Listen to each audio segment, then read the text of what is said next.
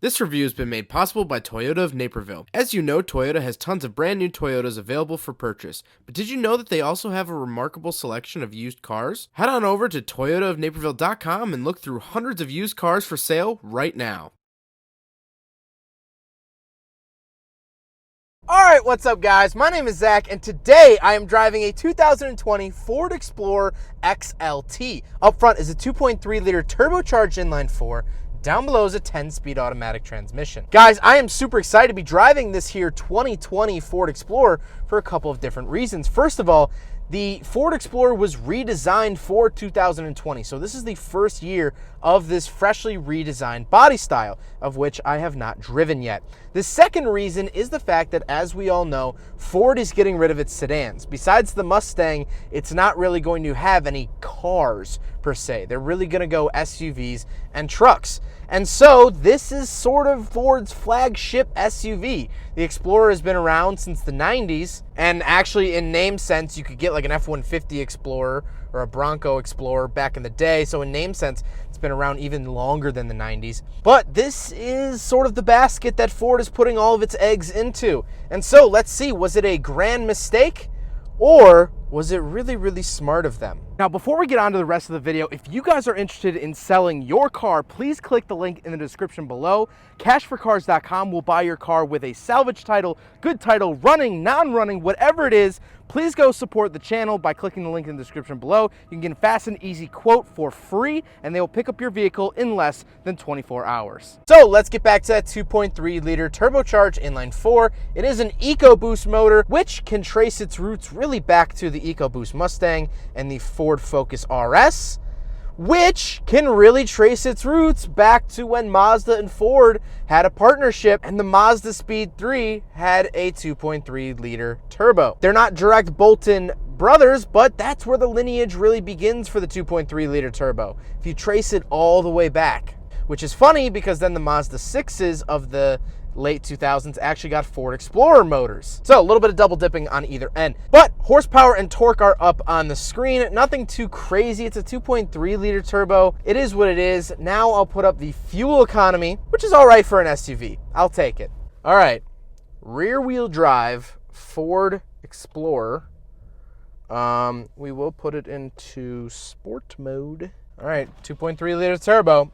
You were great in the Mazda Speed 3. Don't let me down now.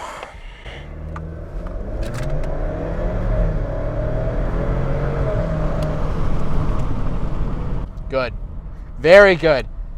You know, a non-V6 SUV is getting more and more common these days, and I understand why. The power is there. I don't feel like this thing needs any more power. Will it rip the doors off a Lamborghini? No, but it's a Ford Explorer. It doesn't need to. This can get out of its own way. This can merge. This can get on the highway, accelerate past people with no trouble at all. Really, really great. Like I said, paired to it is an automatic transmission, 10-speed. It's shifting, it's doing great. I have no complaints over it. You know, older high gear vehicles, I'm talking 7-speed, 8-speed, 9-speed, 10 speeds. When they first started debuting, maybe about 10 years ago, they were really clunky and they were shifting all the time. It's like, wah, wah, wah. You know, like you ever see those big Mack trucks where it's like, wah, wah, wah, wah? It felt like that. These 10 speeds nowadays, they feel great. I don't even notice when they're shifting, and it's absolutely great. And this is not a CVT. This is not a CVT, which is great. Last but not least, the XLT is more towards the base model. We'll talk about that when we talk about the interior, but that means this is rear wheel drive. This is not a 4-wheel drive or all-wheel drive Explorer, which I find kind of interesting. So let's talk about the interior. Well, in front of me, I have two physical gauges. On the left is my tachometer with coolant down at the bottom, and on the right is my speedometer with fuel down at the bottom. I love the fuel bar and I love the temperature bar. It sort of looks like a video game, a sort of health bar, which is really nice. And then in the center, I do get a nice digital readout, giving me a nice display. I can switch to my audio, engine operation, which seatbelts are buckled, which is very handy if you have a family. Tire pressure, fuel economy, and I like this. This is the calm screen, which just turns everything off. And I just have my little speedometer in the bottom right, but that's it. It's nice and calm. And I like that. I've never seen it called the calm screen before, but I kind of dig it. Now, what's really interesting is on the steering wheel, we'll talk about in a second, there's a menu button. When you hit that menu button, I can actually select which screens I want to pop up. So those ones that I just mentioned, I can actually add more. I can have a maximum of 7 screens. So we didn't take a look at off-road or eco coach. So for off-road, it'll actually show me the tilt forward and back, side to side, as well as my steering angle. So if I do take this off-road, if I'm stuck in the mud, stuck in the snow, not really sure where my vehicle is situated, I can look at this screen and it's all right there, which is great. And then Eco Coach basically shows me, am I accelerating too hard? Am I driving too fast? Am I slowing down too fast? Am I hitting the brake too much? It actually teaches you kind of how to drive more economically, which is very, very smart. And I like that in the gauges.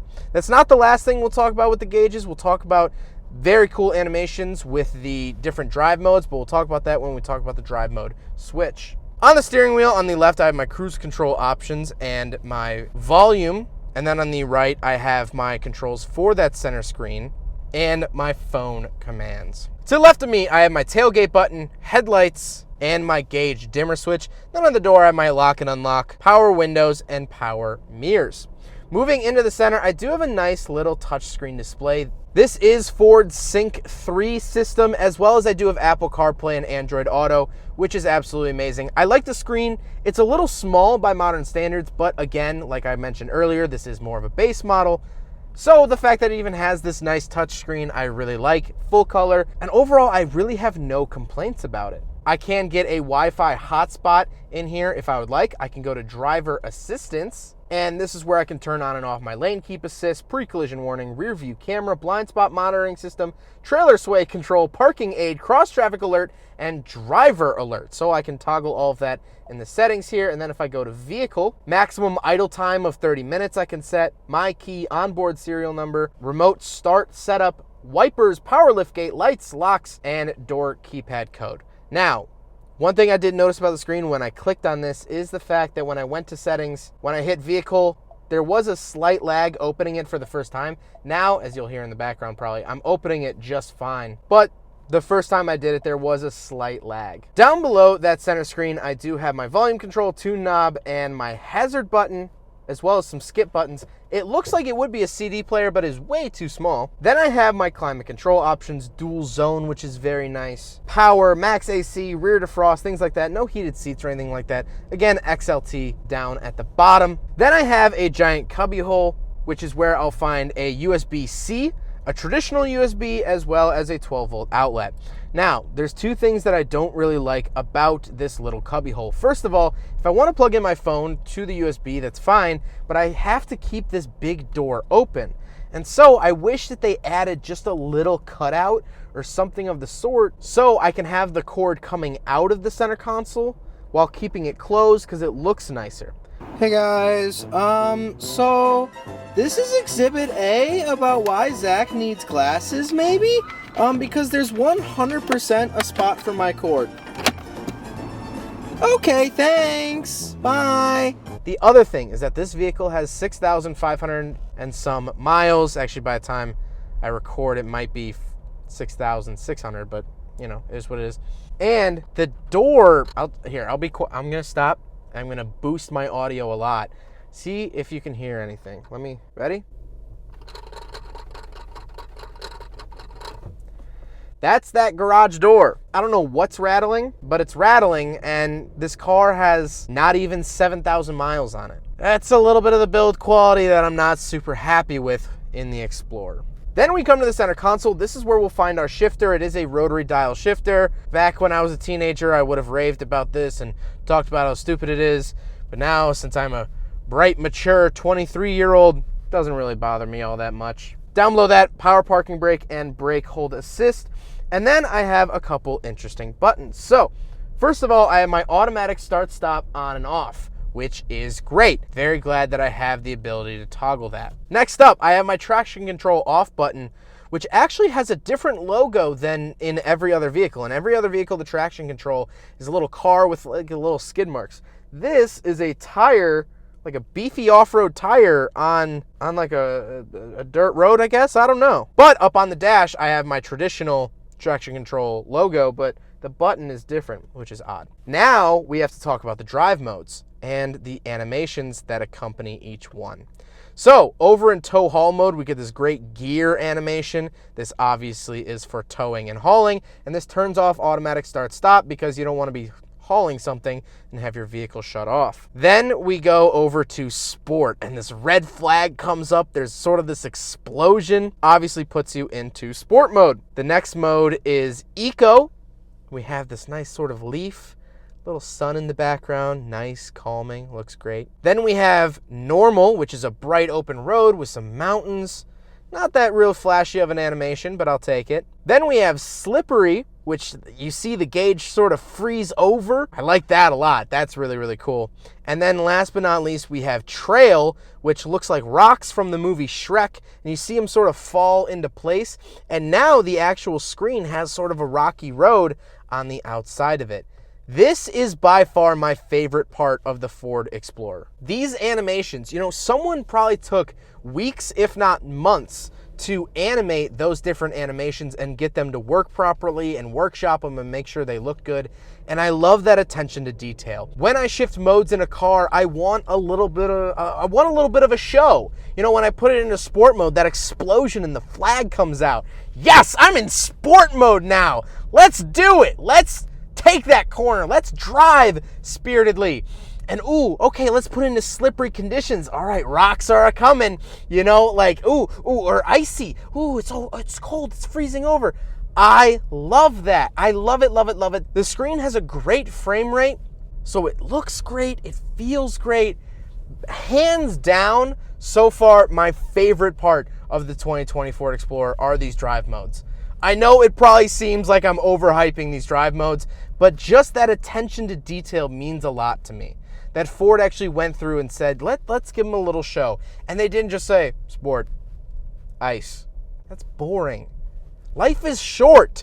Give me cool animations. All right, rant over. I do have a center console with nothing in it. And then the seats, like I said, XLT base model. The seats are decently comfortable. They're not too bad. They are in fact power, which is nice. But speaking of seats, we actually have 2 more rows. So let's do some backseat reviews. All right, so we're in the back of the 2020 Ford Explorer XLT, and a couple interesting things back here. First of all, I don't actually get a middle seat. However, you can spec one.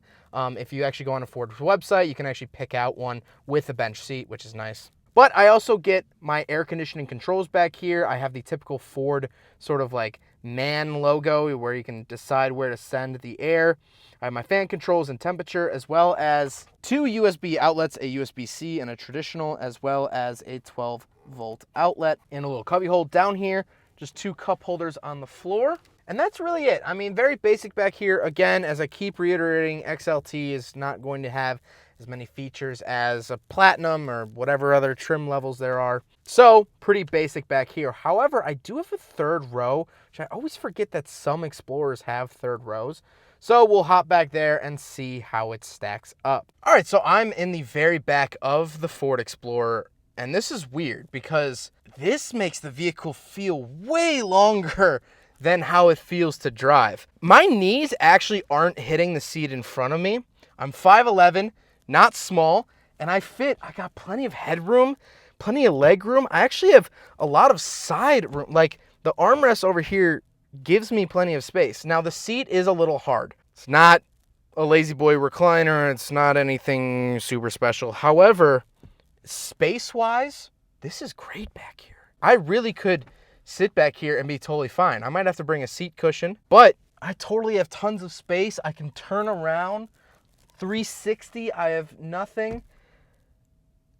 This is great. I really am shocked by this because I always, in my head, whenever I see a Ford Explorer, I think that's a big 2-row SUV. But this is a 3rd row, and even at that, this is great. This is better than like the Mazda minivans I was driving a couple months ago, the Mazda 5s. This is better than, I want to say this is better than the 2021 Tahoe that I drove. It's good back here. It's really, really good. I'm really surprised at that, genuinely. All right, so around the back of the Ford Explorer, don't quite know. Oh, Button right there. And so obviously we just did the back seat review, but that goes down like that. Floor mats, you get WeatherTech floor mats. Super nice there. Also, 12-volt outlet back here. Really, really nice. I like that. Some basic tie downs. This nice little storage thing, I guess. Oh, one over here too. Wow, look at that. Overall, nothing too crazy, although with the back seats down, you still get that nice second row, tons of space. Great. Now we gotta talk about the looks. I like the redesign of the Ford Explorer. I think it looks great. I really, really think that it was a successful redesign in the looks department. I think it looks modern, but it still looks like an Explorer. At least it looks like the last generation Explorer. Now, two things I want to finish off on. First of all, the driving feel. The driving feel I actually really, really like, and it feels a lot more like a sedan than a big SUV. The steering is decently light. The controls are nice and easy. I don't feel like I'm driving an entire Walmart. I feel like I'm driving, just a little vehicle. But it's not a little vehicle. It has a third row in it. It's not tiny. And I really, really like that. The fact that Ford is getting rid of most of their sedans and coupes and things like that kind of worried me. But this drives like a big Ford Taurus. This drives, similarly to a car. This isn't as daunting to drive as SUVs of yesteryear. So in that respect, I like that. My second and my more final closing thought on the Explorer is the fact that I would try to avoid the base model. I would try to avoid the bare minimum. And that goes for every single Ford product. The reason I say that is I personally own a base model Mazda 3. And it's great. It's comfortable. It feels luxurious. And when you go up to higher trims of the Mazda 3, you just get a couple more features. But the interior materials don't really change. They're good from the get-go. Ford, you kind of have to pay for nicer materials, get nicer seats. Everything's a little less cluttery, a little less, I don't know.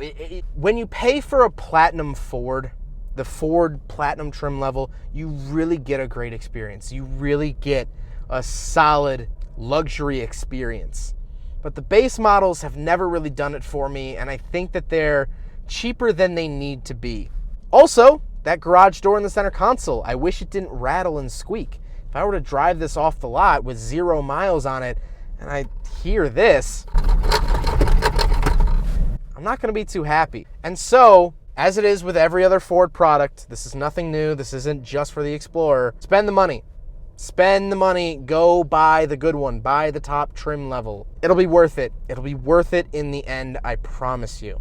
Well, I hope you guys enjoyed the video. Huge thank you to Toyota of Naperville for allowing me to take out their 2020 Ford Explorer. This is one of their used cars. Definitely go check them out. If Toyotas are not your thing, if Fords are not your thing, that is fine. They have tons of cars on the lot, and I think you'll find something that you'll want to own. So their information is up on the screen as well as linked in the description below. But I hope you guys enjoyed the video. Don't forget to rate the video, comment on the video, and subscribe if you really liked it. Take care, guys.